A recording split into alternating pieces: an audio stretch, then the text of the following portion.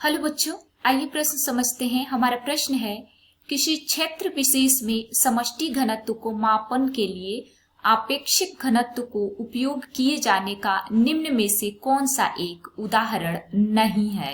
आइए उदाहरण पढ़ते हैं। पहला उदाहरण है, किसी जंगल में टाइगर के समष्टि घनत्व का पता करने के लिए टाइगर के पद चिन्हों की गणना करना। दूसरा, किसी झील में मछलियों के समष्टि घनत्व का पता करने के लिए जाल में पकड़ी गई मछलियों की संख्या की गणना करना। तीसरा, किसी पेट्री डिश में बैक्टीरिया के समष्टि घनत्व का पता करने के लिए बैक्टीरियल कल्चर के बायोमास का गणना करना। तथा चौथा विकल्प है, किसी झील में फाइटोप्लैंक्टॉन्स की समष्टि घनत्व का पता करने के लिए 1 सीसी जल में फाइटोप्लैंक्टन के बायोमास का मापन। आइए समझते हैं। बच्चों, सबसे पहले हम अपने प्रश्न की मुख्य अवधारणा को समझेंगे। मुख्य अवधारणा, हमारे प्रश्न में 4 उदाहरण दिए हुए हैं और हमें बताना है कि आपेक्षिक घनत्व को उपयोग किए जाने का निम्न में से कौन सा उदाहरण नहीं है।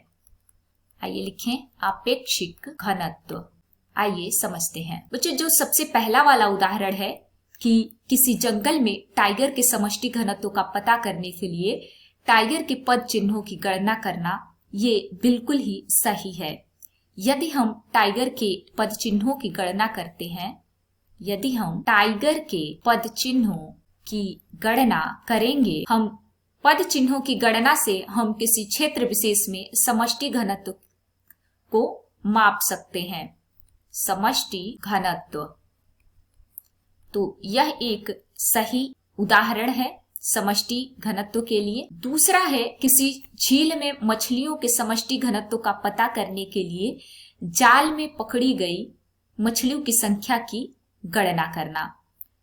तो यह भी कथन सही है। जाल की मछलियों को गिनकर हम समष्टि घनत्व का पता लगा सकते हैं। तीसरा कथन है, किसी पेट्री डिश में बैक्टीरिया के समष्टि घनत्व का पता करने के लिए बैक्टीरियल कल्चर के बायोमास का मापन। यह उदाहरण भी सही है। पेट्री डिश में, आइए लिखें, पेट्री डिश में बैक्टीरियल कल्चर के बायोमास के मापन से समष्टि घनत्व का पता चल सकता है। बैक्टीरियल कल्चर के बायोमास से समष्टि घनत्व हम जान सकते हैं। समष्टि घनत्व हम जान सकते हैं। और चौथा उदाहरण है, किसी झील में फाइटोप्लैंक्टन की समष्टि घनत्व का पता करने के लिए 1 सीसी जल में फाइटोप्लैंक्टन के बायोमास का मापन। ऐसा संभव नहीं हो सकता, क्योंकि इस प्रक्रिया में बहुत अधिक समय लगेगा और फाइटोप्लैंक्टन के बायोमास का पता हम नहीं कर पाएंगे। फाइटोप्लैंक्टन के बायोमास का पता नहीं चल पाएगा, जिससे हम समष्टि घनत्व को नहीं माप सकते। समष्टि घनत्व नहीं माप सकते। तो इसलिए हमारा जो चौथा उदाहरण है, वह समष्टि घनत्व को मापने के लिए आपेक्षिक घनत्व को उपयोग में किए जाने का उदाहरण नहीं है। इसलिए हम डी विकल्प को सही कर लेंगे।